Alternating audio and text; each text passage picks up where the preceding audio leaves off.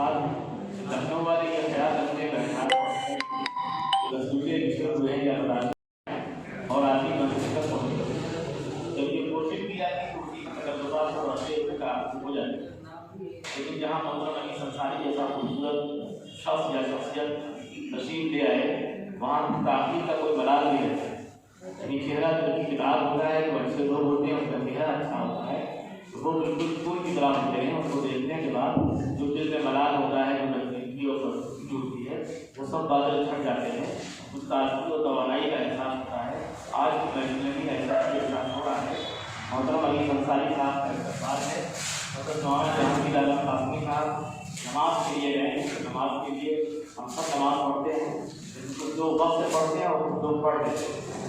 नमाज का मुश्किल जो है वो तो काफी है, लेकिन वो लोग नमाज का दर्स देते हैं और नमाज पढ़ाते रहते हैं, लोगों को अल्लाह की हिदायत करते रहते हैं, उन्हें वक्त से नमाज पढ़ी लेना चाहिए।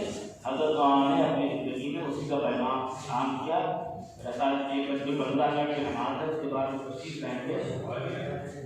इस दरमियान डॉक्टर अली अंसारी साहब, जिनकी शख्सियत मौलाना ताल्लुक़ नहीं है हमारे से, वो किसी इदारे के वाइस चांसलर बने या उनको साबिक़ IAS कहा जाए या बड़ा शायर और अच्छा शायर कहा जाए, ये सारी बातें उनके सामने इसलिए छोटी मालूम होती हैं कि वो इन तमाम लोगों से बड़े हैं।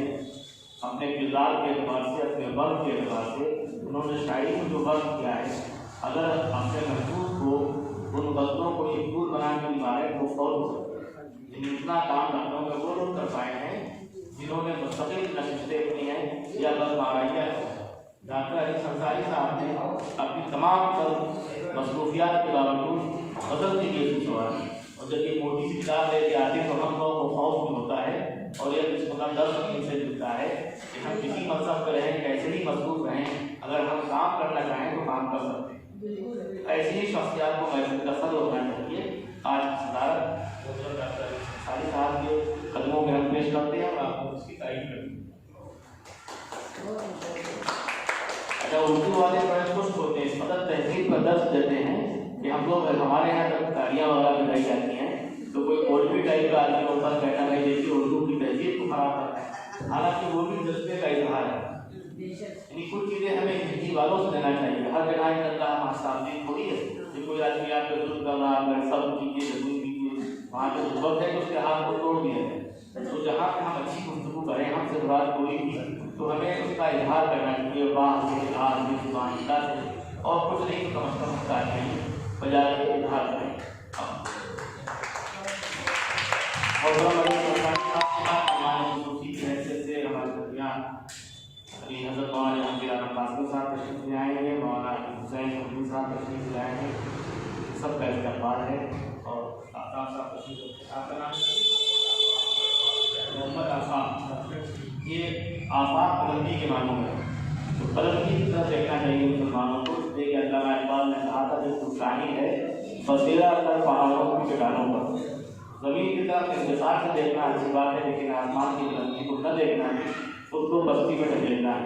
इसलिए आफ़ाक़ साहब जैसी शख्सियत का हमारे दरमियान इस्तक़बाल होना चाहिए, सारी जगह इस्तक़बाल हो।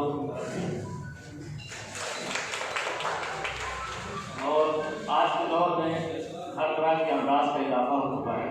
ऐसे में मरीज़ हों, यानी मरीज़ शायरी हो, मरीज़ उर्दू हो, और कोई काउंसलर ना हो, कोई डॉक्टर ना हो, ये भी हमारी महफिल की कमी समझी जाएगी। इसलिए हमने एक डॉक्टर को रखा जो हमारी महफिल का रुकमान थे और उनका नाम इसमें ग्रामी है डॉक्टर SP नागर, उनका भी तारीखों से इस्तेफा।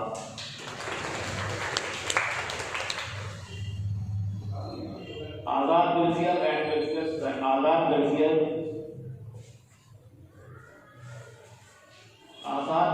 एंड एजुकेशनल सोसाइटी और कौमी काउंसिल बराए फरोग़ उर्दू दिल्ली के बाहम इश्तराक से आज के प्रोग्राम है, जिसको शुरू का आखिर डॉक्टर अली अंसारी साहब की सरपरस्ती में, उनकी सदारत में चलता है। और कहते हैं जब सियासत गिरने लगती है, कदम बढ़ाने लगते हैं तो अदब की कीमत पड़ती है। इसलिए अली भाई के नाम इसलिए ही बहुत मौका हो रहे हैं। आज की महफिल के आगाज़ से मैं चाहता हूँ कि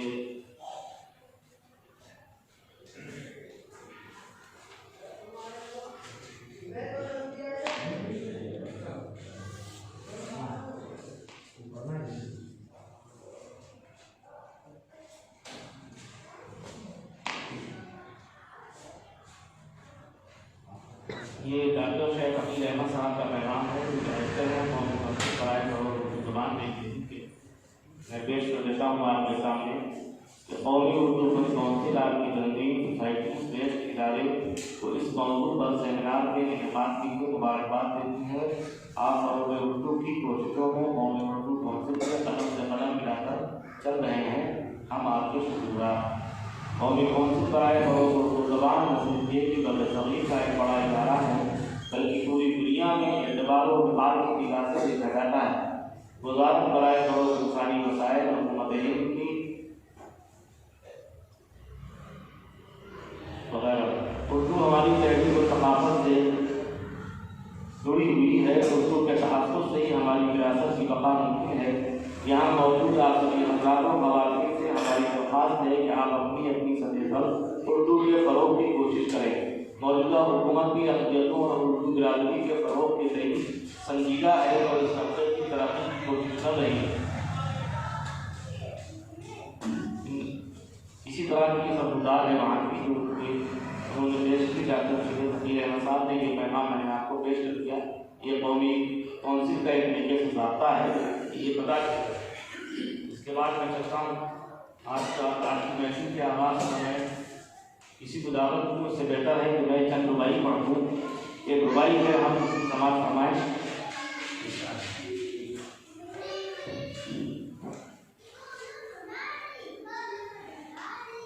खालिक़ कुल मालिक कुल मेरे इलाह, ये रुबाई है मिर्ज़ा शाहिद महमूदी की। क्या है खालिक़ कुल मालिक कुल मेरे इलाह, सत्तार है गफ़्फ़ार है तू शाहों का शाह, मैं और करूँ गैर से इमदाद तलब, ला हौला वला कुव्वता इल्ला बिल्लाह। इसी तरह नात की रुबाई है मरहूम जो निज़ामी ने कहा है साक़िए कुल कैसे दवामी दे दे, ऐ साक़िए कुल कैसे दवामी दे दे, मिन जुमले औसाफ़े तमामी दे दे, दुनिया की गुलामी से परेशान है दिल, या रब को मोहम्मद की गुलामी दे दे। हम किसी भी काम का आगाज़ करते हैं तो अपने रब को, अपने रसूल को और तमाम मुक़द्दस शख़्सियात जो मोहतरम हैं जिनकी अज़मत का ज़िक्र लम्हे लम्हे करना चाहिए, कर लिया जाता है। आज की महफिल में भी मैंने रुबाई हम दौरान की रुबाई पढ़ दी। उसके बाद कुछ गुलदस्ते अगर आ गए वो पेश किए आ गए।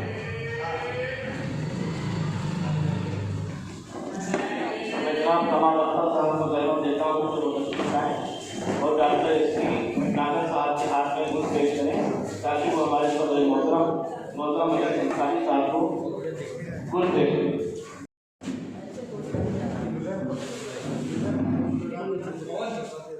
डॉक्टर भटनागर साहब मोहतरम अंसारी साहब के तरफ से गुल पेश करते हैं।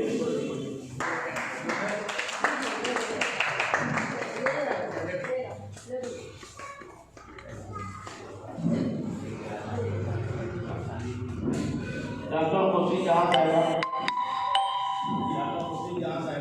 तशरीफ लाए और डॉक्टर भटनागर का बात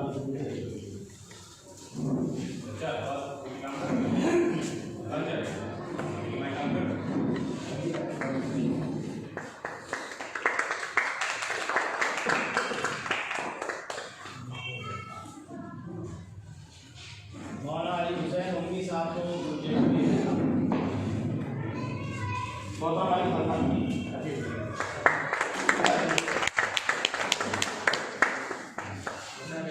डॉक्टर भटनागर साहब को कमाल अख्तर साहब से रहमत देता हूँ तो वो बोल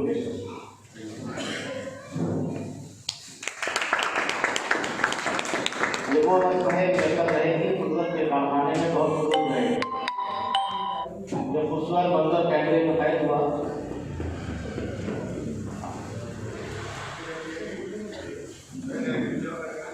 जी आफाक साहब को कुल पेश किए हैं। हमने आफाक साहब को खुद ही पेश कर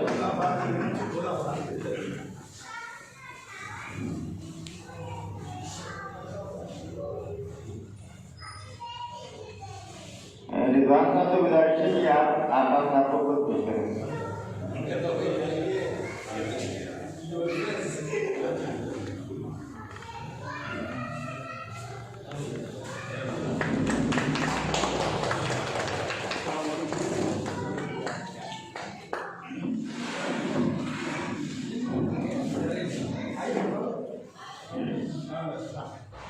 जनाब नसीम साहब तशरीफ ले आए। ये बहुत खूबसूरत मंजर है। इसी करने मैं चाहता हूँ कि गुफान नसीम साहब सहाफ़त के हवाले से, सहाफ़त का हो कहीं तो समझिए वो बाकी अधूरा है, तो कुल अरे आकाश है हमारे गुफान नसीम साहब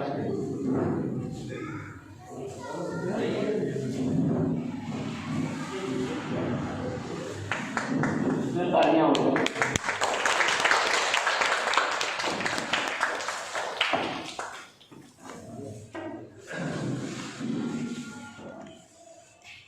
अब मैं चलता हूँ कोशिश डॉक्टर कोशिश जहाँ साहिबा की अक्सर दौरान करती रहती हैं और ये मौजूद ख़वातीन से मुताल्लिक़ है, अक्सर और अहम मौजूद है।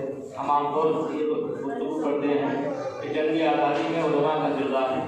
जंग आज़ादी में जिनको मुदक्कर कहा गया, ताकतवर कहा गया, मर्दों का किरदार सब बताते हैं, तो वो नाम रटे हुए लोग हैं। लेकिन आज का उन्वान बहुत अहम है, इसकी अहमियत कल भी थी, आज भी है और आने वाले वक्त में और बढ़ जाएगी। यानी जंग आज़ादी में ख़वातीन का किरदार या हिस्सा, ये ज़्यादा अहम मौजूद है। इस अहम मौजूद का पेट भरने के लिए, इसमें गुफ्तगू करने के लिए डॉक्टर खुर्शीद जहाँ साहिबा जो मुस्तक़िल दौरान करती है तशरीफ़ है।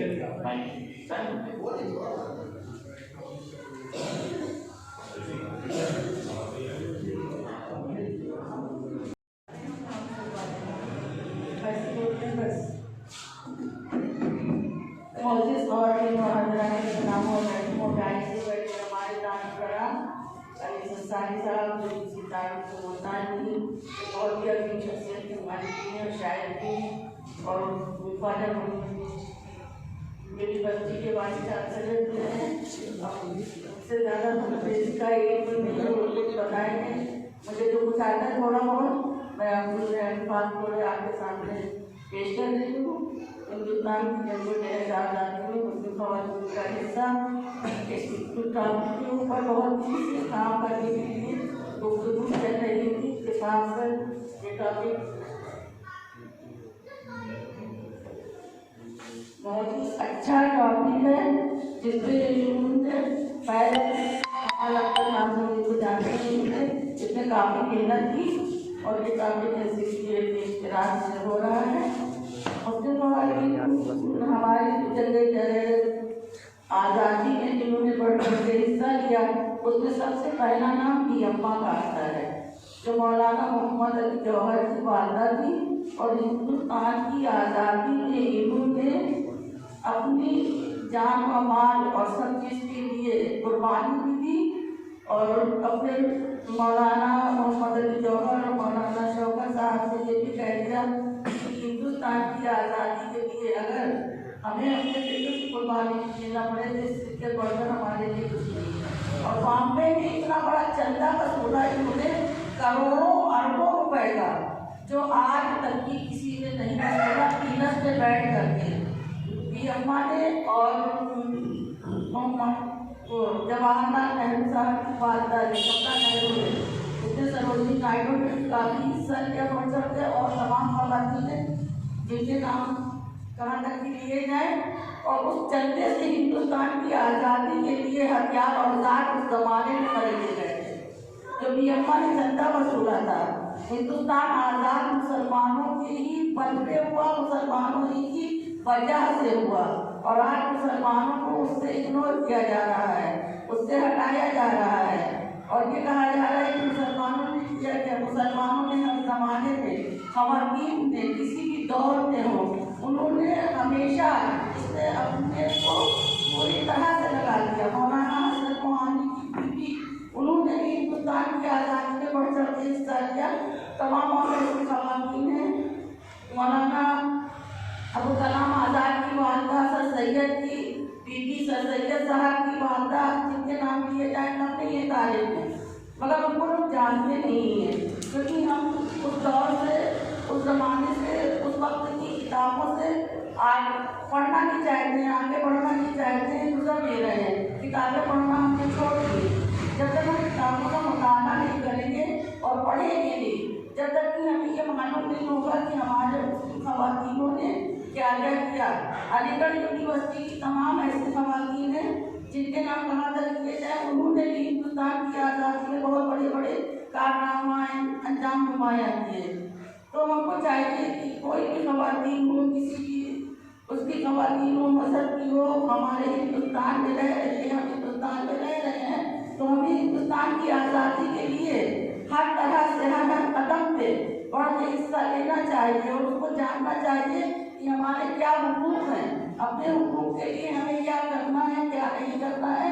ये हमको जब तक हम कहीं जाएंगे नहीं, आएंगे नहीं, किसी से पूछेंगे नहीं, सलाह मशवरा भी नहीं लेंगे, पढ़ेंगे नहीं, जब तक कि हम आगे नहीं बढ़ सकेंगे। और कहीं भी इस चीज़ की ममलियत नहीं है कि हम किसी चीज़ में पार्टिसिपेट ना करें। हम कहीं भी किसी भी जगह जाके पार्टिसिपेट कर सकते हैं, उसकी जानकारी ले सकते हैं कि हिंदुस्तान की आज़ादी जद्दोजहद आज़ादी जो है इसमें ख़वातीन कहाँ तक की आगे आई और किन किन ख़वातीनों ने इसमें अपने कारनामे नुमायाँ अंजाम दिए। और इसकी बात में आगे भी आप लोग बहुत सब सुनेंगे लोगों से, तभी अपनी बात को यहीं पर खत्म करती हूँ। खुदा हाफ़िज़। आपने भी अम्मा के नाम बहुत अहम किया और ऐसी माएँ हर दौर में बिलखुसूस जंग आज़ादी में जिनका किरदार है रही हैं, उनका जिक्र होते रहना चाहिए। इसीलिए आज का ये प्रोग्राम हमारा अफसर साहब ने मुनाफिज किया, बहुत अहम प्रोग्राम है। ख़वातीन का जिक्र कम होता है मर्दों के सामने में, जंग आज़ादी के हवाले से होता रहे, उसके लिए ज़रूरत है कि ऐसी महफिलों का इंतज़ाम हो। मैं चाहता हूँ कि डॉक्टर खुर्शीद जहाँ साहिबा के साथ डॉक्टर वफ़ार नसीम साहब, हमारे समाज में डॉक्टर बहुत हुए हैं, जो लोग डॉक्टर नहीं वो भी खुद को डॉक्टर लिखते हैं। तो मैं कभी कभी इसलिए भी डॉक्टर लिखता हूँ जब ये कहें कि वफ़ार नसीम साहब या रिजवान फारूकी साहब क्यों डॉक्टर कहे जाते हैं, तो मैं कहूँ सना साहब वो भी डॉक्टर होते हैं। तो वफ़ार नसीम साहब देखें इन्होंने काम इतना किया है कि इनसे डॉक्टर होना चाहिए। वफ़ार नसीम साहब तशरीफ हैं, वो सहाफ़ी हैं, नौजवान हैं और उनका अपनी वक्त निकासी है सहाफ़त में पेड़ की ज़रूरत है, कहीं ना कहीं अदब को नुकसान बताया है। जब कभी उन्हें मौका मिलेगा तो उनका वो वर्क और जी है वो भी सामने आएगा। फिलहाल जो आज का मौजूद है ख़वातीन का जंग आज़ादी में किरदार का हिस्सा, उस पर उनको फारूकी साहब,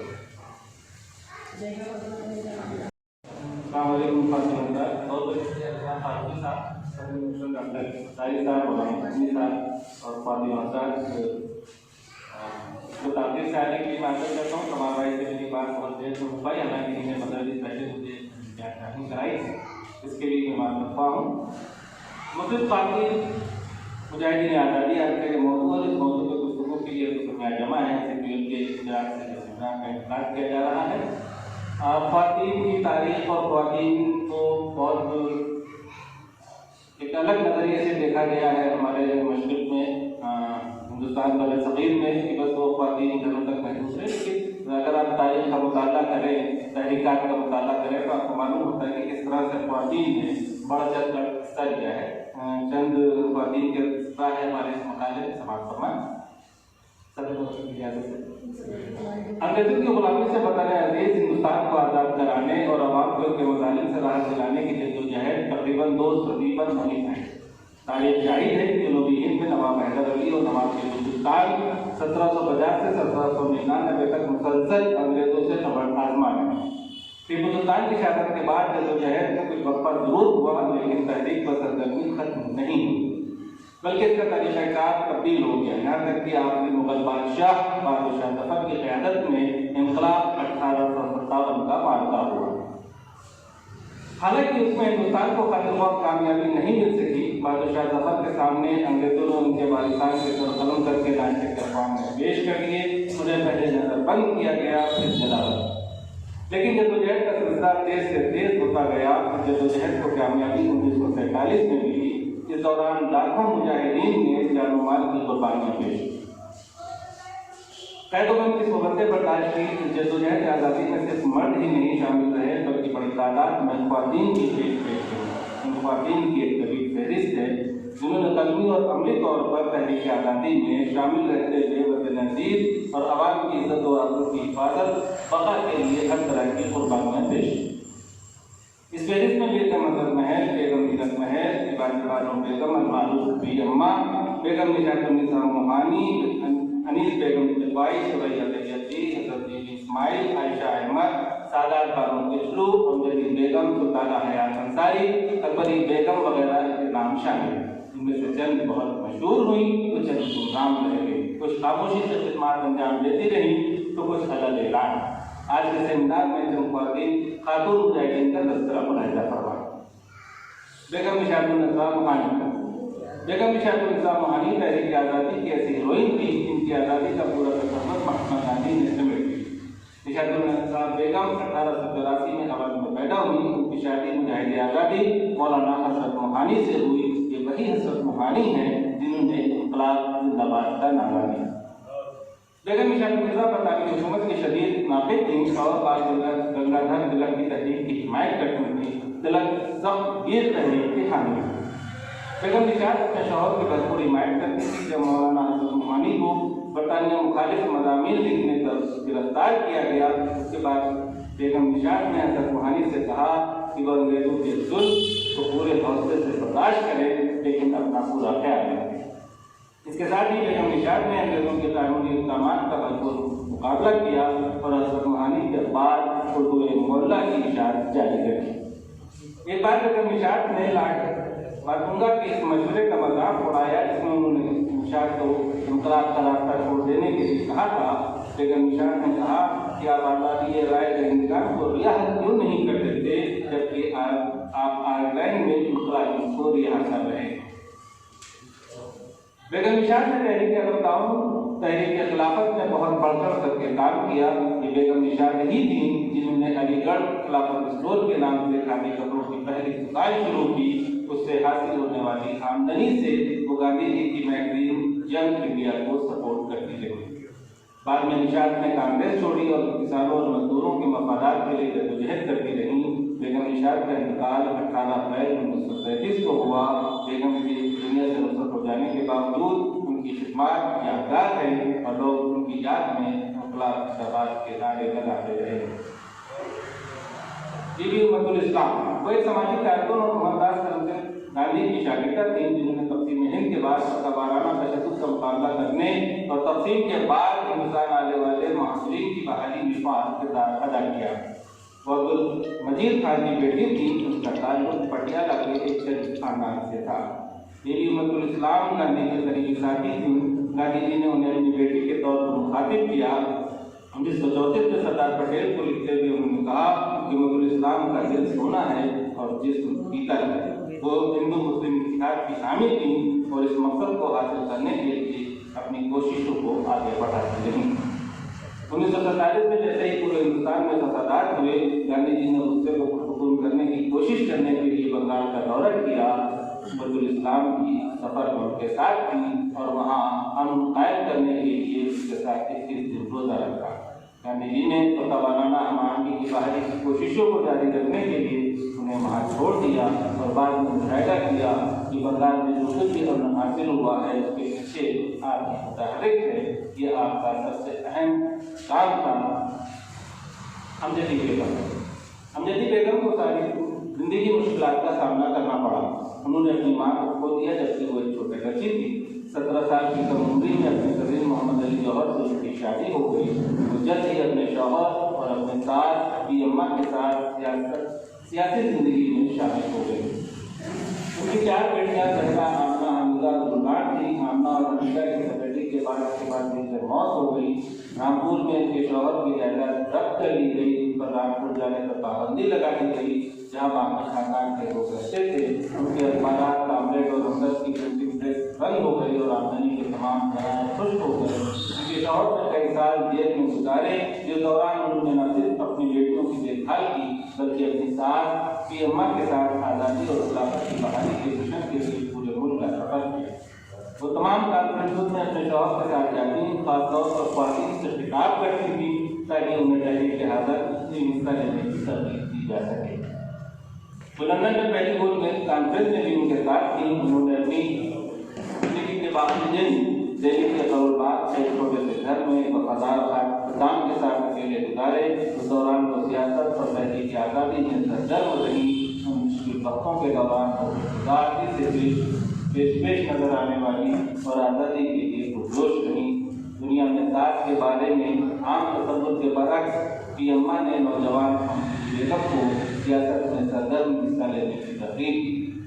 अमजदी बेगम हजरत अली खान की बेटी थी जो रामपुर में काजावदार थे। इब्तदाई तालीम हासिल की। उसके घर में शायरी को नुमाया मुकाम हासिल था और अदब और मजहबी किताबों की एक बड़ी लाइब्रेरी थी। अंजलि बेगम ने हिंदुस्तान के 2 वर्ष का सफर किया और चंदा जमा किया। यहाँ तक कि अंजलि बेगम अपनी सबसे छोटी बेटी गुलजार को ले गई जो इस वक्त सिर्फ 9 साल की थी। गले में थैली डालकर उन्होंने मिलकर 40 लाख रुपए की रकम जमा की। यूपी के उद्गम के गवर्नर महकम अली ने गुजरात असेंबली में अपनी तकरीर के दौरान मौलाना मोहम्मद अली जौहर पर बगावत पर उकसाने का इल्जाम लगाते हुए यहाँ तक कहा कि यहाँ तक के उनके घर के ख्वातीन भी चंदा जमा इकट्ठा करती हैं और बदरूनी को हवा देने में लग जाती हैं। महात्मा गांधी ने 29 नवंबर 1921 को यंग इंडिया में एक बहादुर औरत के उन्वान से उनके बारे में खुशी मजमून लिखा, जिसमें बंगाल, आसाम, मद्रास में तकारीर के दौरान उनकी मजबूत आवाज़ की तारीफ की और कहा कि वो वाकई एक बहादुर खातून थी। मौलाना मोहम्मद अली की वफात के बाद सनीफा हदीन ने हिंदुस्तान का दौरा किया और लिखा, अगर मुस्लिम ख्वातीन कोई काम करना चाहती हैं उन्हें पर्दा छोड़ने की कोई जरूरत नहीं है। वो खुद भी मर्दों के साथ घुल जाती थी, हालांकि उन्होंने अपना पर्दा बाकी रखा था। बी अम्मा उत्तर प्रदेश में पैदा हुई। उनकी शादी रियासत रामपुर के एक आला अफसर अब्दुल अली खान से हुई। इस जोड़े की एक बेटी और 5 बेटे थे। छोटी उम्र में अपने शौहर की मौत के बाद अपने बच्चों की देखभाल की जिम्मेदारी उन पर आ पड़ी। अगरचे उनके पास वसाइल महदूद थे, लेकिन वालिद बेगम ने अपने बच्चों को तालीम देने के लिए अपने जाती देवदार का सहारा लिया। वालिद बेगम ने कोई बाज़ाब्ता तालीम हासिल नहीं की थी, लेकिन फिर भी अपने बच्चों को एक इंग्लिश मीडियम स्कूल में भेजा। उनके बेटे मौलाना मोहम्मद अली जौहर और मौलाना शौकत अली तहरीक खिलाफत और हिंदुस्तान की आज़ादी की तहरीक के सरकर्दा शख्सियात बन गए। उन्होंने बरतानवी राज के खिलाफ तहरीक में अहम किरदार अदा किया। वालिबानों ने सियासत में बढ़कर हिस्सा लिया और खिलाफत कमेटी की हिस्सा थी। 1917 में वो एडोलेसेंट और अपने बेटों को जेल से रिहा कराने के लिए तहरीक में शामिल हुई। महात्मा गांधी ने उन्हें बोलने की तरकीब दी क्योंकि वो तहरीक की आज़ादी में ख्वातीन की हिमायत हासिल कर सकती थी। 1917 में उन्होंने दिखाई दिल को छूने वाली जबरदस्त तकरीर की, जिसने हिंदुस्तान के मुसलमानों पर एक बेनकाब असर छोड़ा। तहरीक खिलाफत की हिमायत हासिल करने के लिए उन्होंने हिंदुस्तान भर में बड़े पैमाने पर सफर किए। वालिबानों बेगम ने तहरीक खिलाफत और हिंदुस्तान की आज़ादी की तहरीक के लिए चंदा इकट्ठा करने में अहम किरदार अदा किया। वो बेगम मोहानी, बसंती देवी, सरला देवी चौधरानी, सरोजिनी नायडू के साथ अक्सर ख्वातीन के इज्तिमा से खिताब करती थी और ख्वातीन को बाल गंगाधर तिलक के फंड में हदिया देने की भी तलकीन करती थी और 1924 में अपनी मौत पर तहरीक आज़ादी में सरगर्म रही। हाजरा बेगम एक हिंदुस्तानी सियासतदान कम्युनिस्ट पार्टी ऑफ इंडिया के रहनुमा और 1954 से 1962 तक national federation of Indian women की सेक्रेटरी रही। हाजरा बेगम की पैदाइश 1910 में एक अमीर घराने में हुई। उनकी परवरिश भी रामपुर में हुई। उनके वालिद मेरठ में मजिस्ट्रेट थे। जोरा सहगल उनकी बहन थी। हाजरा बेगम की शादी अपने कज़न से हुई, लेकिन जल्द ही तलाक हो गई और वो अपने शेरख्वार बेटे के साथ अपने वालिद के घर वापस चली गई। इस अरसे के दौरान मेरठ साजिश केस भारतीय कम्युनिस्ट पार्टी की क़यादत के खिलाफ अदालती अमल से मुतासिर हुई। 1933 में बेगम अपने बेटे के साथ बरतानिया चली गई और वहाँ मॉन्टेसरी टीचिंग कोर्स की तालीम भी हासिल की। बरतानिया में अपनी तालीम के दौरान वो बरतानिया कम्युनिस्ट पार्टी में शामिल होने वाले हिंदुस्तानियों में से एक थी। उन्होंने 1935 में सोवियत यूनियन का दौरा भी किया। वो इलाहाबाद में कांग्रेस सोशलिस्ट पार्टी में सरगर्म हुई, जहाँ उन्होंने रेलवे, पुलियों, प्रेस वर्कर्स और किसानों को मुनज़्ज़म किया। ZAML के मशरफ और मसरूर लोहिया जो सभी प्रोपोस्ट CPI के मेंबर थे, उस वक्त वो भी CPI के ख्वातीन अरकान में से एक। 1940 में ऑल इंडिया वुमेन्स कॉन्फ्रेंस के ऑर्गेनाइजिंग सेक्रेटरी बनी और उसके साथ ही हिंदी ज़बान के मुजल्ला रोशनी की इजाज़त भी की। वह हफ्तावार कौमी जंग में माविन थी। 1949 में लखनऊ जेल में 5 माह तक कैद रही और रिहाई के बाद जेर ज़मीन खामोशी से काम करती रही। 1952 में लियाना में आलमी कॉन्फ्रेंस में शरीक हुई। हाजरा बेगम नेशनल फेडरेशन ऑफ वुमेन्स की बानियों में से एक थी और 1952 से 1962 तक सेक्रेटरी भी रही। हाजरा बेगम का इंतकाल 20 जनवरी 2003 को हुई अदालत के बाद हुआ। इस तरह से मुस्लिम ख्वातीन की एक तवील फहरिस्त है, इसके लिए बहुत वक्त दरकार है। मैं अपने मकाले को यहाँ पर तमाम करता हूँ। बहुत बहुत शुक्रिया।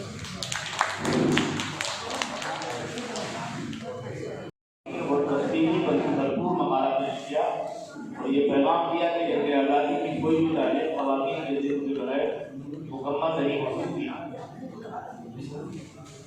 मकाले को बहुत ही नुमाया तौर पर शायद किया जाना चाहिए और उसी मैदान की आदमी है जहाँ पे लोगों को शायद किया जाता है, दूर तक पहुँचाया जाता है। बहुत अच्छा मकाला पेश किया, उसके लिए मुबारकबाद जनाब फरहान नसीम साहब को। उसके बाद मैं चलता हूँ हमारी तंजीम के जो रुकवा हैं, नायब सब हैं, जनाब डॉक्टर SP नागर साहब और तशरीफ लाए और आज के मौजूद पर आ रहा है।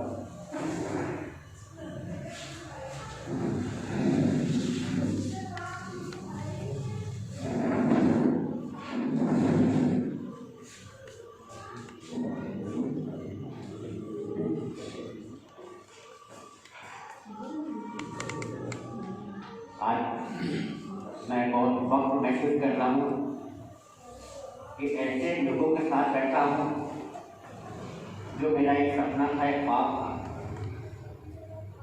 ऐसे तो बहुत सी सभाएं, बहुत से कार्यक्रम मैंने अटेंड किए, मगर ये कार्यक्रम बिल्कुल अलग तरह का है। हमारे देश को आज़ादी दिलाने में जो महिलाओं का सहयोग रहा, उस समय जब महिलाएं घर से नहीं निकलती थी, बिल्कुल पर्दे में रहती थी, उन्होंने अपने बच्चों को, अपने पति को, अपने परिवार को छोड़ के इस महासंग्राम में कूदी और पुरुषों के साथ में कंधा से कंधा मिला के आज जो हम सांस ले रहे हैं, उसमें उन्होंने बहुत सहयोग किया। हमारे माननीय डॉक्टर अनिल अंसारी जी, पूर्व IAS retired, active president all India professional Congress UP, chairman ex officer organisation social of east department UPCC, former agriculture production commissioner, additional chief secretary UP, founder vice chancellor Khwaja Moinuddin जिसकी लैंग्वेज यूनिवर्सिटी लखनऊ, ऐसी शख्सियत के साथ में बैठ के अपना को बहुत गौरवित महसूस है। ये हमारा नगर जो है, ये अलग तरह का नगर है, हमारा नगर लखनऊ। और उर्दू जो हमारे नगर की विशेष भाषा है, इसको तो पुराने लोग हो गए, हमारे वालिद को जरूर जानते होंगे कि उर्दू के लिए उन्होंने बहुत की सेवा करी। डॉक्टर मरहूम शिव प्रताप भटनागर जो शायद थे, तो शायद का तजुर्बा था। एक समय वो सभासद में थे, एक समय सदन में वो बोल रहे थे ठीक उर्दू में।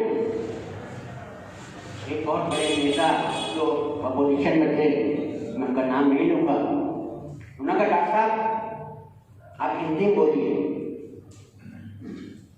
वो पापा फादर मेरे अंग्रेजी बोलने लगे, फिर संस्कृत में बोलने लगे, फिर बंगाली बोलने लगे।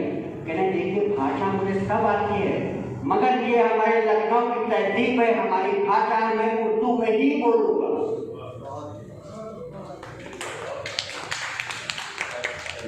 ये हमारे शहर की तहजीब है।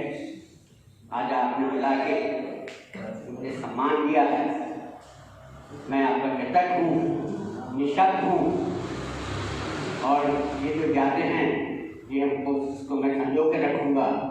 और पुनः आज़ाद वेलफेयर सोसाइटी का मैं आभारी हूँ जो उन्होंने बुला के मुझे यहाँ सम्मान किया। बहुत बहुत धन्यवाद। बहुत बहुत नागर साहब। अब मैं द्वारा जहांगीर आलम फारूकी साहब नमाज के लिए चले गए थे, उनका जाना जरूरी था, अब यहाँ आना जरूरी था। अब उनका इस्तेमाल तालियों से होना चाहिए। बच्चों को फूल पेश कर दिए हैं, कमाल साहब पहले फूल पेश कर। हमारे लिए तो सभी फूल हैं,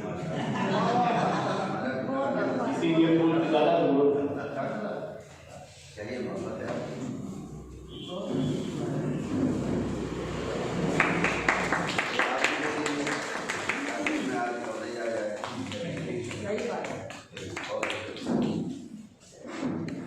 जहांगीर आलम फारूकी साहब को मैं दावत देता हूँ। आज के मौजूद का वो हम भी अदा कर सकते हैं, जहाँ उनकी इमामत में नमाज पढ़ सकते हैं।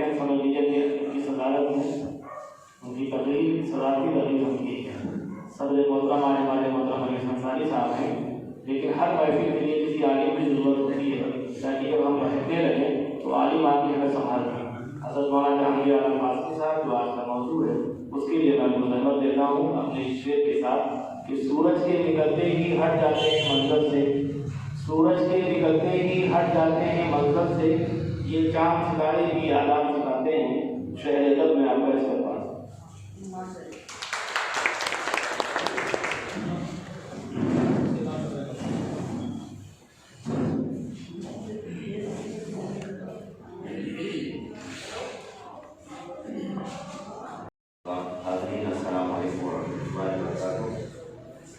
आज का जो उन्वान है बड़ा अजीब भी है और बड़ा हसीन भी है।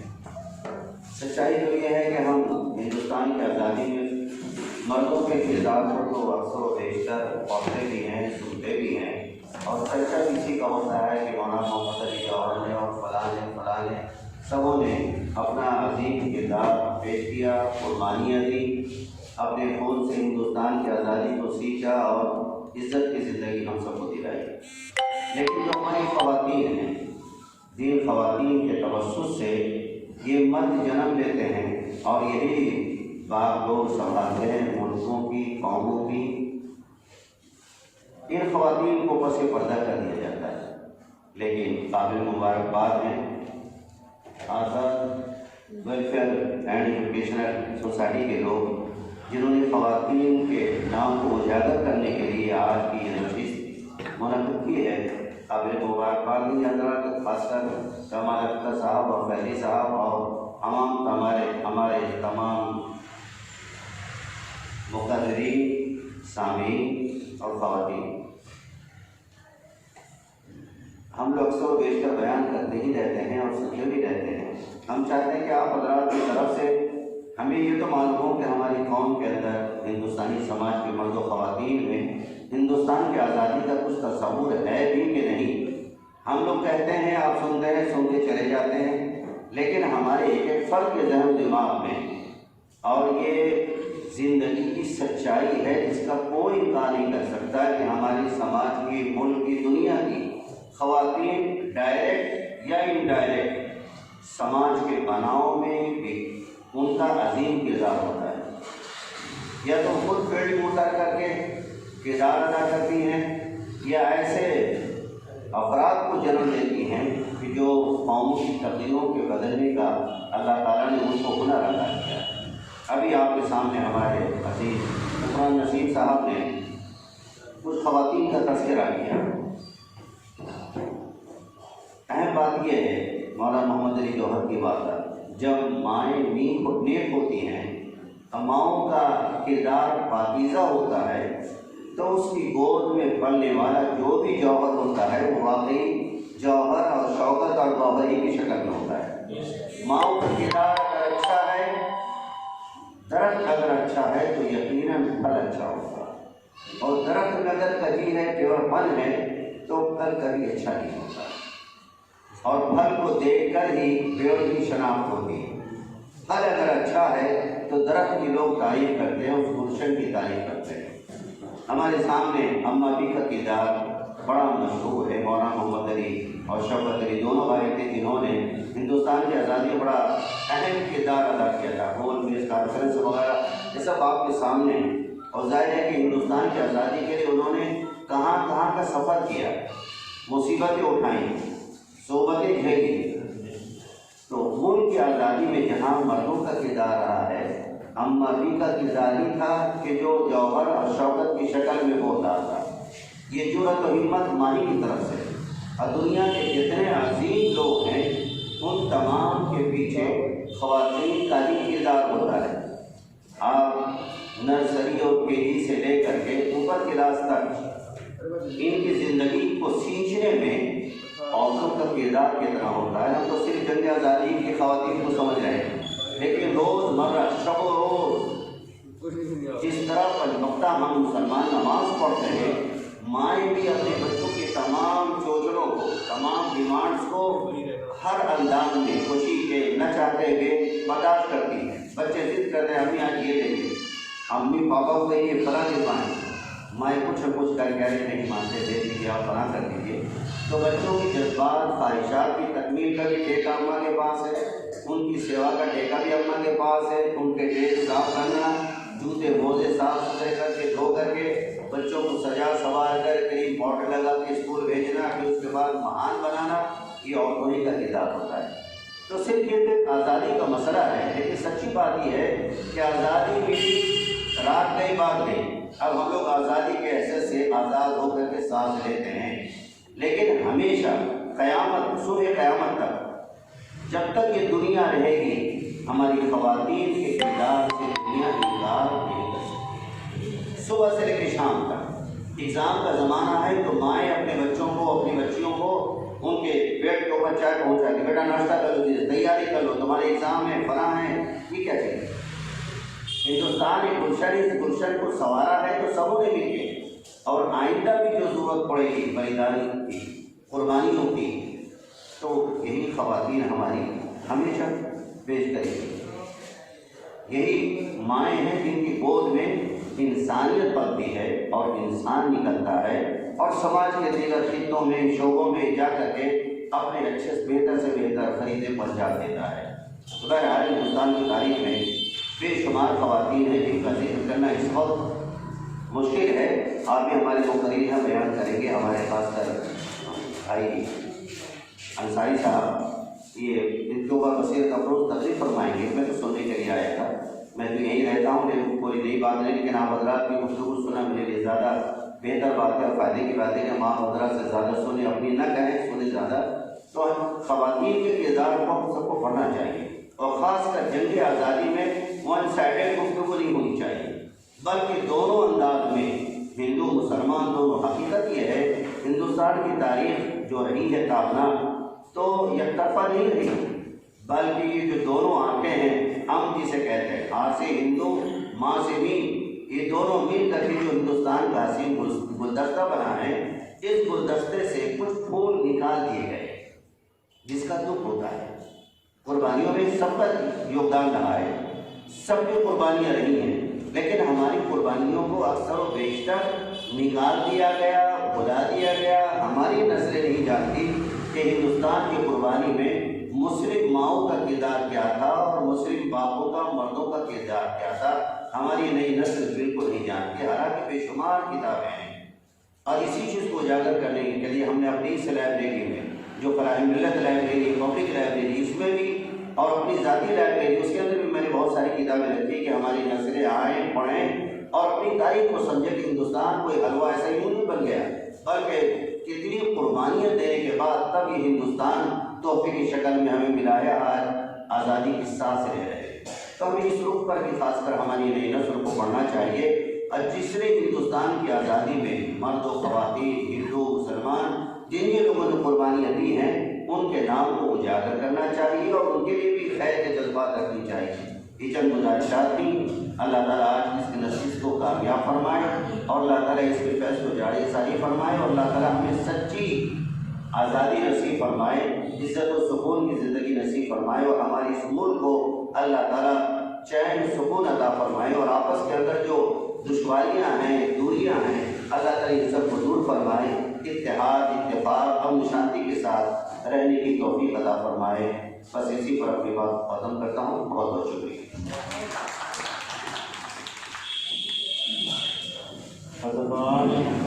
बहुत ही काम की बातें बताई और उन्होंने कहा कि वन साइड यानी एक रुकी गुफ्तगू का सिलसिला बंद होना चाहिए और मर्दों के साथ ख़वातीन का, उनके शहानशाह जो कुर्बानियाँ हैं, उनका जिक्र यकीन होते रहना चाहिए कि हज़रत मौलाना का पैगाम था। आज भी इसी ख़वातीन का जिक्र है, इसलिए यहाँ ख़वातीन मौजूद हैं। डॉक्टर खुर्शीद जहाँ साहिबा से मैंने आगाज़ किया था, सदर मोहतरम तक कारवां बहुत रहा है। उससे कब्ल दो ख़वातीन का जिक्र बहुत ज़रूरी है जो यहाँ तशरीफ़ करती हैं। उनका नाम नामी है नुसरत शहाब साहिबा और तौसीफ जहाँ साहिबा। फैज़ान खान की कैद करते हैं कैमरे के निकल से गिलाओ तो ये टूट जाते हैं। और नौजवानों का मैं इसलिए ख्याल रखता हूँ कि मेरा शेर है कि एक बहुत ऊँचा शजर भी क्या अमान दे पाएगा, एक बहुत ऊँचा शजर भी क्या अमान दे पाएगा, वो शजर ढूंढो कि जिसका देर तक साया है। और मैं सदर मोहतरम को दावत देता हूँ अपने उस्ताद इकबाल मैशर लाइब्रेरी की इस शेर के साथ उनकी सिफात और अगर बयान की जाए तो आज का ये सेमिनार नाकाम हो। लेकिन मुझे इस शेर से उनको दावत देना है कि वक्त ने अपनी कसौटी पर बहुत परखा मुझे, वक्त ने अपनी कसौटी पर बहुत परखा मुझे, काम सोना इसलिए कहना पड़ा सोना मुझे, खरे सोने के रूप में मोहतरम अनीस अंसारी साहब।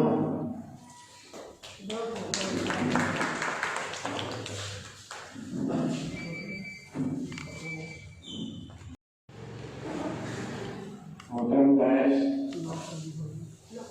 आज हमारे सभी मेरी ये इज्जत का मकान है कि इतने पुरस्कार सेमिनार में शामिल होने का मौका दिया गया है। मैं उन को मुबारकबाद देना चाहता हूँ। बहुत ही अहम मौजूद पर खवातीन हजरात को में फॉलो किया गया। हिंदुस्तान की जंग आज़ादी में सबसे बड़ा नाम खवातीन में रानी झांसी का है, जिन्होंने अंग्रेजों की जो पॉलिसी थी उस जमाने बनाई गई थी, जिस राजा या जिस बादशाह की औलाद में हुई तो उसकी रियासत में जाए तो इसलिए कंपनी अपनी सुप्रीम में शामिल करें, अपनी मामले में शामिल करें। अवध की तारीख में बेगम हजरत महल का सबसे बड़ा नाम। बेगम हजरत महल तो बहुत कीमती पेशकश की गई, इतने करोड़ रुपए के मामूल सालाना पेंशन देंगे, आप खाली हमारे कब्जे को कबूल करें। उन्होंने मना किया, उनका हमारा जो वली है वाली निशा के बेटे से बेगम हजरत महल से जो जिस मत उनको आप पहले बादशाह करें तो हम वापस लौटे। ऐसी कष्टपर्सी की हालत में नेपाल में एक कोने में उनकी कब्र बनी हुई, जो बाद में हुकूमत के कहने पर तो कई कम मारूफ नाम बुदाबाई झटकारी बाई जो पिछले 30 सालों के अंदर मंदिर यहाँ पे आया, उससे पहले ज़्यादा कोई निकलने नहीं चाहता। काफिला बेगम का लिखा है, आपको अच्छा अभी पढ़ सुनाए काफ़ी तफसीलात। जरूरी है कि हिंदुस्तान की जंग आज़ादी में और हिंदुस्तान की तरक्की में खवातीन की जो शिरकत रही है, उनका जो कंट्रीब्यूशन है, खिदमत रही है, उसका भी पुरस्कार किया गया है। महात्मा गांधी जी इससे बड़े बहुत ही उनको यकीन था कि बिना उनके शामिल किए हुए जंग आज़ादी को लड़ा नहीं। हर प्रोग्राम में कसी तादाद में उस जमाने की फ्रीडम फाइटर्स को शामिल करें। अभी भी हमारे समाज में काफ़ी तब्दीलियाँ होने के बावजूद औरतों के सिलसिले में जो रुकावटें उनको दूर करनी पड़ती।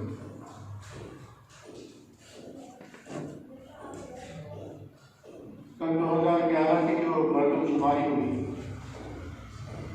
उसमें ये पाया गया कि पूरे हिंदुस्तान में जो स्कूल में प्राइमरी स्कूलों में एनरोलमेंट हुए, जो बच्चों ने दाखिले किए, उसमें मुसलमान लड़कियों के जो रेट है शहर में वो हिंदुस्तान के एवरेज से बेहतर है। ये एक अच्छी निशानी है कि मुस्लिम खवातीन को अभी बेदारी आ रही है उनको पढ़ना, लेकिन नेशनल लेवल पे एनरोलमेंट का उसके मुकाबले में मुस्लिम लड़कियों का एनरोलमेंट में आया, लेकिन वो 8वीं क्लास तक पहुँचते ड्रॉप आउट बहुत तेजी है, स्कूलों से वापस बुला लिया। माँ बाप को रहता है कि चुपे रहती लड़कियों की शादी करते हैं, बालिग हो गई, इतनी दूर कैसे भेजें स्कूलों में। हालांकि सरकार ने बहुत कोशिशें की हैं कि करीब करीब 1 किलोमीटर के रेडियस में सभी जगह स्कूल बन जाए और बने भी।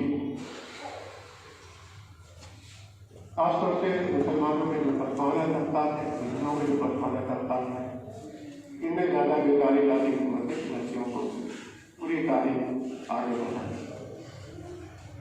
ये बड़ी अच्छी बात है। बहुत सरकारों ने इस मामले में बहुत अच्छे कदम उठाए। तमिलनाडु में यह लगता है, सिक्किम में आज भी जितनी लड़कियां हैं वो बिल्कुल 0 वाली क्लास में प्री नर्सरी में वहाँ से शुरू करके PhD तक करके चली जाए, एक पैसा लेना। छोटी सी रियासत है लेकिन मॉडर्न रियासत है तारीख के मामले, लड़कियों की तारीख को करोगे। अभी अखिलेश यादव जी ने अपने मैनिफेस्टो में मान डाला क्योंकि सरकार बनेगी तो लड़कियों आखिरी वक्त तक पोस्ट ग्रेजुएशन तक मुफ्त में तारीख और भी पार्टी को उसकी राय है और उसको कोशिश करना चाहिए कि लड़कियों की तारीख पर फंडिंग करें। मेडिकल कॉलेजेस में और यूनिवर्सिटीज में उत्तर प्रदेश में तकरीबन 23 सरकारी यूनिवर्सिटी, क्योंकि 2/3 से ज़्यादा गोल्ड मेडल लड़कियों को मिले, क्योंकि 10 ताकत है। अगर 100 गोल्ड मेडल मिलते हैं अच्छी ताकत के लिए तो फिर तकरीबन 65 लड़कियों। अभी एक कॉन्वेशन में हमारी गवर्नर साहब है, उन्होंने बड़ा के तौर पर कहा कि इस पर रिसर्च होना चाहिए कि लड़के जो है ग्रुप में लड़कियों की सूरत बदल नहीं, इससे नौकरी होने के होते हैं लड़कियाँ आगे बढ़ रही हैं, बशर्ते कि माँ बाप उनको थोड़ा हिम्मत दें। हमारे यहाँ प्रॉब्लम ये है कि लड़कों के लिए तो सब लोग जानते हैं कि उनको पढ़ाएंगे, उनकी शादी हो जाएगी, उसके उनको पढ़ाएंगे, उसके बाद नौकरी करेगा या फिर जॉब करेगा, फिर क्या करेगा। लड़कियों के मामले में थोड़ा उल्टा चल रहा है, उनको तैयार किया जाता है शादी। जॉब्स के लिए बहुत कम पेरेंट्स हैं, कुछ लड़कियों को लड़की पढ़ा नौकर पेशा या बिजनेस चला। इस रवायत को बदलने को लड़कियों को भी जॉब में जाना चाहिए। अभी रंगमत है कि शादी को 18 साल से बढ़ा के लड़कों को स्टार्ट कर जो उससे फायदा होगा। अब लड़कियों को 2-3 साल और ज़्यादा पढ़ने का मौका मिलेगा, उसकी तारीख पर दबाव कम पड़ेगा। लेकिन उनके लिए या दूसरी कम्युनिटी जो कमजोर है, सबसे तो मौसम रास्ता होता है वो पॉलिटिकल पार्टिसिपेशन का। जो कम्युनिटी चाहे वो लड़की हो, गरीब तबके की दूसरी कम्युनिटी में पसमानदा कर, उनके लिए अगर आगे बढ़ना है किसी भी मैदान में, इकोनॉमिक्स में, तालीम के मैदान में, सियासी रास्ता सबसे अहम रास्ता। लड़कियों का पार्टिसिपेशन अभी सियासत में हिंदुस्तान में करना है। पाकिस्तान ने कई साल पहले पार्लियामेंट और असेंबली में 33% रिजर्वेशन लड़कियों को दिया। आज पार्लियामेंट जब वो इस्लामी हुकूमत है उनके बस्तूर में डाले, और आमतौर से हिंदुस्तान में ये माना जाता है कि बहुत कंजर्वेटिव मुल्क है, बहुत सेकुलर लोगों को चला उन्होंने लड़कियों के मामले में हमसे बेहतर काम किया। अब टेंडर भी ने वादा किया है 2022 में, लेकिन हम लड़कियों सेक्रेटरी पार्टिसिपेशन देखें उनका, और अगर सरकार बनेगी तो नौकरियों में बिल्कुल हो। ये एक अच्छा ट्रेंड है। इससे फायदा आपको जैसे कि 125 टिकट यूपी के लिए फर्स्ट फेज के लिए, वेस्टर्न यूपी के ज़्यादातर मिले, जो कांग्रेस पार्टी की जो सीटें अनाउंस हुई 125, उस पर 50 सीटें बहुत नुमाया लड़कियों कागज की जरूरत है, सदर रियासत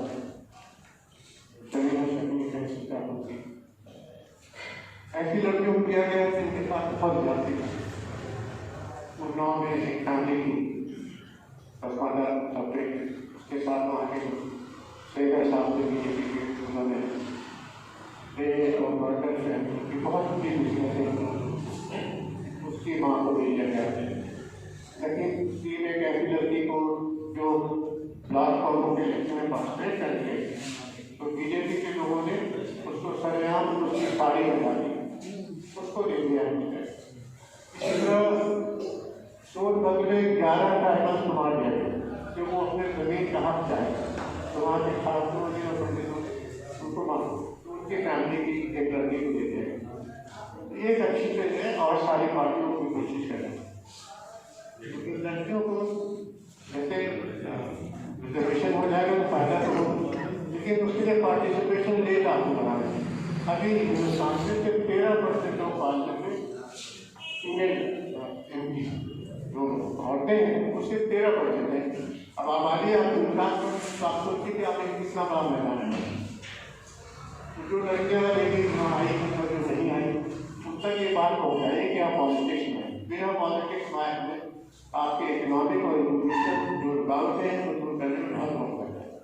जिन जिन मुल्कों में भी तरक्की हुई है वहाँ ये शर्त है कि आप डेमोक्रेटिक सिस्टम में पॉलिटिक्स में खुद हिस्सा है आगे आए। ये इसलिए भी जरूरी है कि मुझे ऐसा ज्यादा है कि अगर 2024 के इलेक्शन में कांग्रेस पार्टी अगर आती पावर तो 33% रिजर्वेशन पार्लियामेंट असेंबली में प्रियंका जी जरूर करेंगे। 33 साल में बिल रखा हुआ है,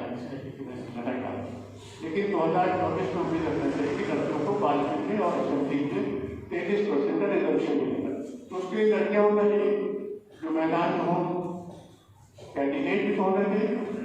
अगर रिजर्वेशन मिल जाएगा और लड़कियां नहीं निकलेंगे, हम उससे काम नहीं करेंगे तो फिर कमजोर जो होगी एक्सपीरियंस के लिहाज से या तालीम के लिहाज से फिर वो आएंगे तो उनकी शायद उसको लोग मना करेंगे। देखिए लड़कों को हमारे रिजर्वेशन दे दिया और उस लायक नहीं। जैसे आपको याद हो गया 1994 के आसपास मुलायम के साथ और मायावती की सरकार ने असल उसमें पंचायतों में रिजर्वेशन किया 27% OBC का, 23% शेड्यूल कास्ट का और 33% हॉरिजॉन्टल और तो वो सब बहुत मजाक होता था पतियों के नाम से कि ये तो बस खाली दिखावे के लिए है कि हस्बैंड जो वो काम करे, प्रधानमंत्री कहलाते हैं प्रधान। तो लड़कियों को मेहनत करने की जरूरत है कि वो प्रधानमंत्री वाला कंसेप्ट इसमें ना आने दें कि असेंबली में तो चली गई लेकिन उसका सारा काम से हस्बैंड देखते या उनका बेटा देखता, वो गलत है। हमारी जो जंग आज़ादी है वो हिंदू मुसलमान के जो तय नजर से कभी नहीं डरेगी। ये हिंदू मुसलमान के खाने से हर चीज देखकर ये बहुत बात की आवाज थी। ये 1925-1930 के दहर में आगे कानून पैदा हुआ। 1857 में याद था कि बहादुर शाह जफर को 6000 के लड़कों जो महाराज फौजी उन्होंने घेर लिया और कम से कम 2 दिन के मुआवजा रखा कि हम आपको निकलने नहीं देंगे जब तक आप हमें सरकारी बहादुर शाह जफर ने कहा उन्होंने वो शब्द में मराठी थे। उन्होंने कहा कि अगर आप हमारी क़यादत को नहीं करेंगे तो आपको जमीन करेंगे तो हम आपको निकलने नहीं देंगे। तो मेरा भाई 80 साल का हो गया, मैं कैसे क़यादत करूँ, कैसे करूँ? उनका नहीं आपको करना पड़ेगा। तो अच्छी मिट्टी उन्होंने कहा ठीक है।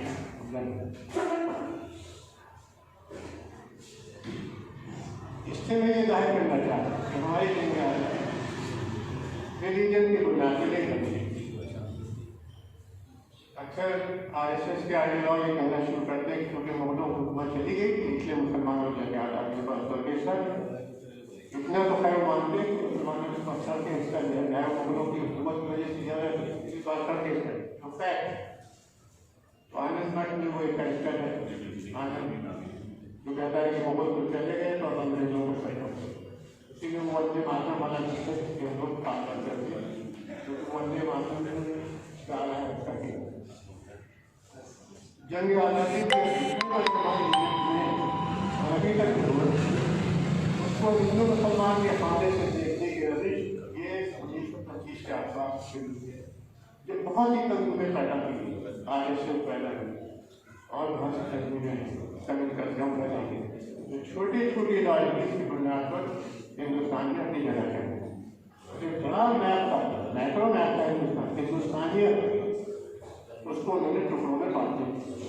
उससे बचने की बात हम लोग रोजमर्रा की जिंदगी में अपने बिजनेस में कभी हिंदू मुसलमान का ख्याल भी दिमाग में जाए जितने भी हम लोग होंगे जो बिजनेस की उनको पता है कि उनको ये देखना होता है कि जो खरीदार आ रहे हैं वो अच्छे पैसे दे रहे हैं और वो अच्छे पे करते हैं क्रेडिट पे ले जा रहे हैं तो वापस करते हैं और जो खरीदार भी देखता है कि हम जिससे खरीदने जा रहे हैं वो अच्छी क्वालिटी का माल सस्ते में दें और लोगों का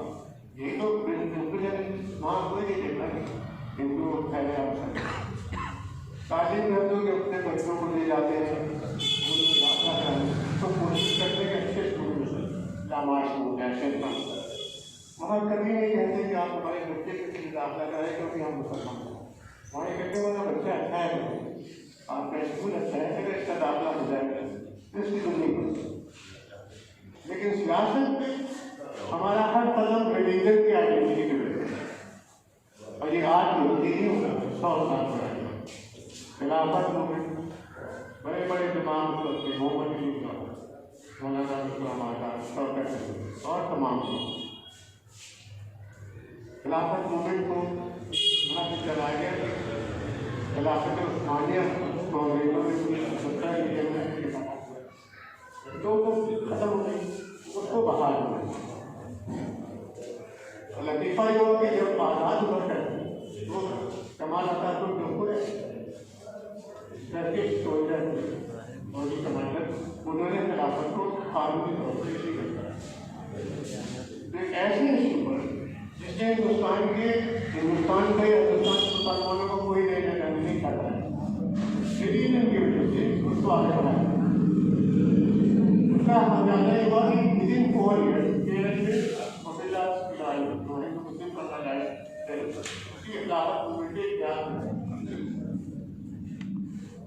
मेरा ये कहना है कि हम लोग जैसे बिजनेस करते हैं, जैसे तालीम में आगे बढ़ते हैं, बिना मसद होगी, ऐसे पॉलिटिक्स में हम उन्हीं कम्युनिटी के काम को शुरू करें क्योंकि हर कम्युनिटी को साथ करें हिंदुस्तान के काम आगे लेकिन उसका रिलीजियस इशू बनाएंगे क्योंकि हम लोग की आबादी से 15-20% है, तो जो तस्वीर आबादी है वो आपके मुखातब है। और जब आप रिलीजन का कार्य करेंगे तो दूसरी कम्युनिटी की रिलीजन का और अपनी खराब को पहुँच जाएगा, उससे बचना बड़ा मुश्किल है। छोटी छोटी चीज़ों में पाकिस्तान संस्कृतान में इस तरह की चीज़ें होने लगी। अच्छे थे लोग बिल्कुल राय देने वाला ना अभी धर्म संसद में मुसलमानों के परिणाम बिल्कुल पिछले आजाद नहीं किया। एक कैलकुलेशन हुआ था ईरानी आकर किताब उसने कैलकुलेट किया था 1757 1970 के आसपास 20 के अर्से में कम से कम 3 लाख मुसलमान हमारे मारे गए या शहीद हुए हैं। जंग आज़ादी 1757 की जो अंग्रेज ने कंपनी से लड़ाई की बंगाल के नवाब की सिराज दौलत और वहाँ से लेकर 1960 जो किताब 3 लाख। अब ये तो थोड़ा सा आंकड़ा है, अगर और कम्युनिटी की शामिल करके पहले लोकल की शामिल करके तो यहाँ और इतनी बड़ी कुर्बानियाँ वो इसलिए नहीं कि यहाँ पर बेकसूर लोगों को कत्लेआम के लिए कहा जाए कि उनको खत्म कर दीजिए, म्यांमार में जैसा हुआ यहाँ भी कर दीजिए। इससे क्या आप किसी मासूम आदमी को या मासूम कम्युनिटी को उसके न्याय से मजबूर करना चाहते हैं और जब वो आवाज़ उठा ले तो आप कहते हैं इसका विधान करें। हिंदू का तो कॉन्स्टिट्यूशन किसकी इजाज़त देता है, ना कानून इजाज़त देते हैं, न कोई मजहब इजाज़त देता है, ना इलाके के लोग देता है। इतनी गैर जिम्मेदारी की बातें शायद मकसद लोग इसके निर्णय की और उसमें सबको आना चाहिए, लड़कियों को भी मर्दों को सभी कम्युनिटीज में आगे आना चाहिए। मैं समझ कर दूँ कि हम लोग की जंग आज़ादी और जितने बड़े मूवमेंट हुए खासतौर से गांधी जी के थे वो सब रिलीजन न्यूट्रल के मतलब को दरकिनार किया नहीं, मतलब हमारी रोजमर्रा की जिंदगी के ताकत की जिंदगी का एक हिस्सा है। हमारा खुदा के बीच रिश्ता, हमारे इंसान के बीच रिश्ता वो मतलब रिलेट करना, हमें बेहतर इंसान बनाने मदद मिलती वो सब तक मदद का इस्तेमाल होना चाहिए पब्लिक लाइफ में, जैसे तो करते हैं। लेकिन पॉलिटिक्स में तुम्हारी आदत बिगड़ गई 100 साल से कैंसर मदद को जाना, उससे बचेंगे। लड़कियों को बहुत आगे पढ़ाना चाहिए, उनको भी लड़कों की तरह पढ़ा लिखा कर जॉब में जाकर अपनी शादी की बात करना चाहिए ताकि वो ऐसी रिसर्चेज है जिसमें पाया गया कि जो लड़कियाँ काम करें, जो वर्किंग मदर उनके बच्चे वहाँ पर ज़्यादा अच्छा करती है। मैंने भी और इतना दो रोज़ लड़कियों को पढ़ा जो नाम बुलाए जा रहे हैं उनको इस तरीके के सेमिनार से हम लोग याद रखें, ये बड़ी कोशिश है। क्योंकि अब राजस्थान का भी कोशिश करें जो अच्छे नुमाया नाम उन पर हाथ डाल सकें, लेकिन उतनी भी हम लोग की जरूरत हमारी जिम्मेदारी हम नामों को आगे आज मेरी खुद की बहुत नाम बताए ये हमारे बताया पहले तो बहुत मालूम है हिमाचल देव वाला तो कम जाते उनके बारे में अच्छी बातें और भी जो नाम स्कूल के वर्षों में सबको डाले पता नहीं मैं जो बनता नहीं हमें किसी के नाम अच्छा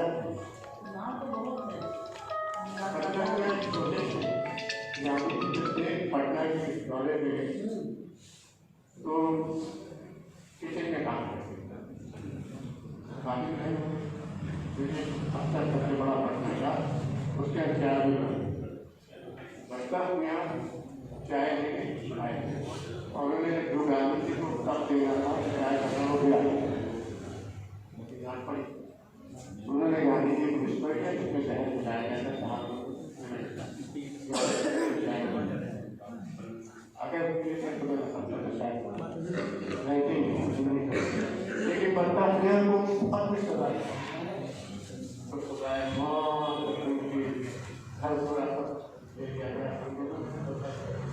ऐसे बहुत से जिनके बारे में हम लोग उनको गाना पता चलेगा। आखिरी बात मैं कहना चाहता हूँ कि हमारा बड़े अजीब विरासत का सभी लोग ने इसको अच्छा बताया है, सभी लोग को माने सब पता है। ये उधर प्रताप के साथ बड़े बताया डायरेक्टर काम है अपने का न तेरा है न मेरा है, ये हिंदुस्तान सबका है।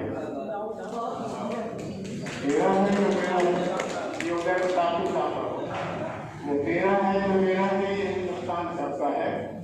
नहीं समझी गई ये बात तो नुकसान सबका है। बात को समझ लेना चाहिए हम लोग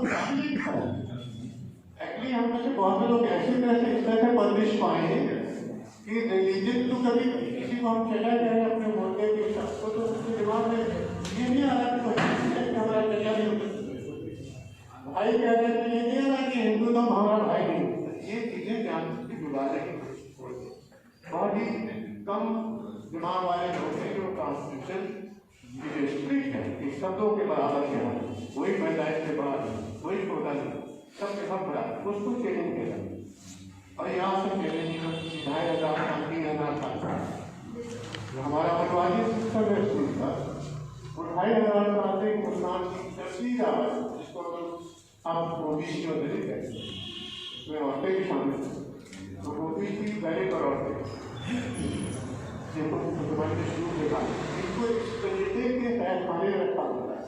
केरल में कोई आदमी स्कूल से कैटेगरी का निकलता था तो अपने पीछे जो झाड़ू सफाई करने वाला ये झाड़ू बनता था आगे डिब्बा टाइप का एक किसी का बर्तन मार लगता आवाज देकर ऑटो बच्चों में आ रहा वो डिब्बा इसलिए लेके चलता था कि अगर पता नहीं पाता कहीं रास्ते में तो फांसी आ जाए दूसरा तो जमीन पे लगते नापा हो जाए तो डिब्बे में जो अपने गले में जाता है जैसे हम लोग वेस्ट पेपर बास्केट होती है जैसे ये गैर हमारे देश में होते रहे जो कहते थे श्रीनिवासन की किताबों में और कॉन्स्टिट्यूशन उसको चैलेंज कॉन्स्टिट्यूशन कह रहा है नहीं जो शख्स हिंदुस्तान में पैदा हो गया या जिससे भी सिटीजनशिप सारे और सारी जिम्मेदारी अध्यक्ष वाजपेयी चैप्टर 5 बुनियादी जिम्मेदारी एक फंडामेंटल राइट के चैप्टर पहले 26 जनवरी की अटल बिहारी वाजपेयी सरकार ने एक बुनियादी फराइज का एक चैप्टर था जिसमें कहा है कि हर हिंदुस्तानी शहरी का फर्ज फंडामेंटल फर्ज है कि कॉन्स्टिट्यूशन वैल्यू जो आईनी अखबार है उनको आगे बढ़ाने फरोग दे। अब जो लोग एंग्रेजी की बात करते हैं कि कल्याण कर दो बाईपाट कर दो उन्होंने कॉन्स्टिट्यूशन खुदा के खिलाफ किया है बगावत उनके खिलाफ नहीं चाह रहे हैं जी प्रतिस्पर्धी की जो उसका एक सरकार है हमारे देश की, उसके ऊपर जब बहुत दबाव पड़ा, सुप्रीम कोर्ट में मामला चला गया और फौजियों ने 69 फौजियों ने ये गलत हो रहा है इसको लोग, क्योंकि सब देख रहे हैं कि म्यांमार में क्या होता है, श्रीलंका में क्या होता है, नेपाल में क्या होता है, पाकिस्तान में क्या होता है। तो हमारे पड़ोस में जो कुछ हो रहा है वही यहाँ पर लाने की कोशिश हो रही है। लेकिन इस ट्रेन से हमारे पड़ोसी खुश नहीं हुए, उनकी जिंदगियाँ खराब हुई, उस ट्रेन को अगर हम अपने आप ही करेंगे तो यकीनी तौर पर हमारे लिए नुकसान होगा। इसलिए उसको बढ़ती की जरूरत है। जो तुम्हारे बात कहना चाहता हूँ आपके जमीन को, तो उन्होंने बहुत ही अहम और प्रोग्राम रखा है, इस चीज़ को और आगे बढ़ाने की जरूरत है, लेकिन जितनी भी आपने कोशिश की आपका आगे। Thank you.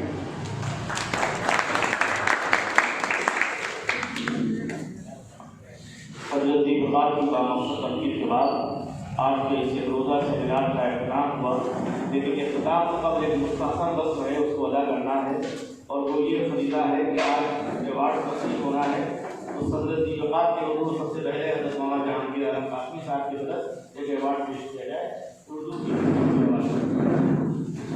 यहाँ जो भी है वो उर्दू के खातिर में, तो उसी किस्म के वाले हज़रत इक़बाल और हज़रत मौलाना जहांगीर आलम कासमी साहब आप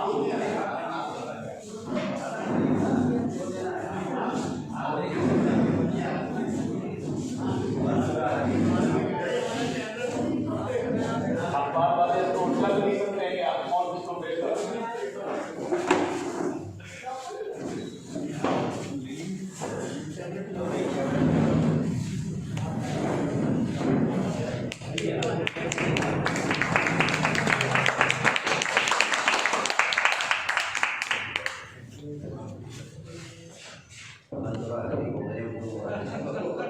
जो मामले जो वहाँ मंत्रा हाजी बबल उसको मुकम्मल कर दिया जाए, संसारी साहब को अवार्ड दिया जाए कि वो हज़रत मौलाना को पेश कर दें।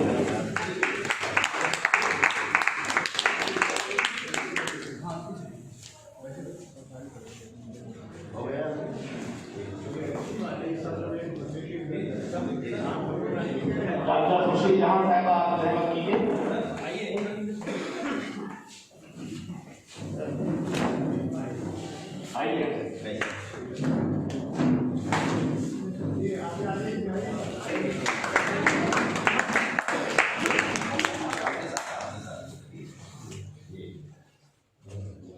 बहुत मुबारक, सेमिनार का कायदे की और कीजिए। ये अवार्ड आपको दिया गया डॉक्टर खुर्शीद जहां साहब।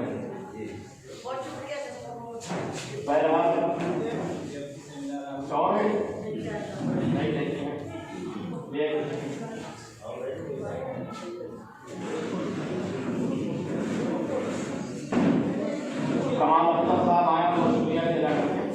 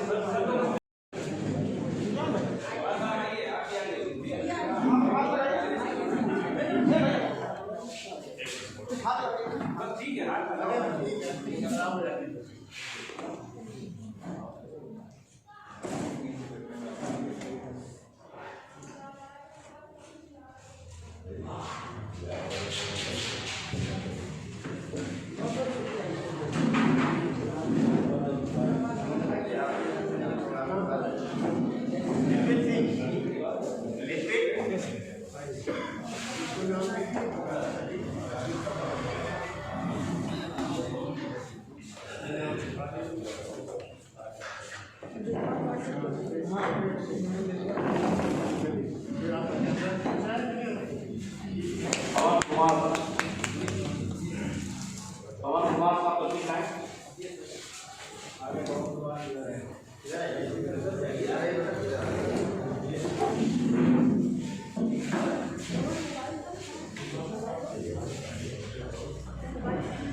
मनीष का प्रतीक है। मिस्टर मनीष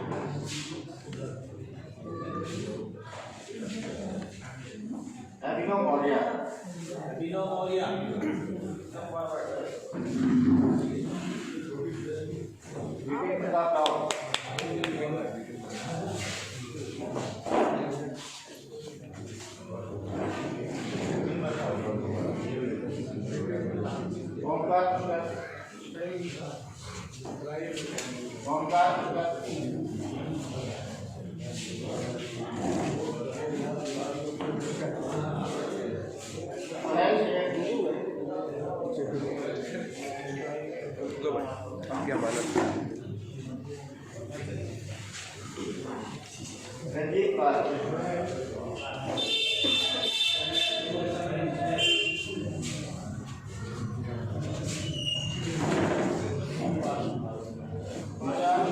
विचार राठौर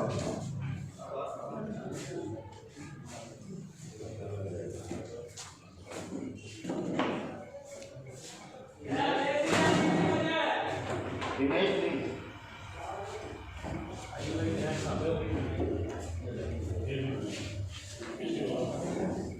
सुंदरम मिश्रा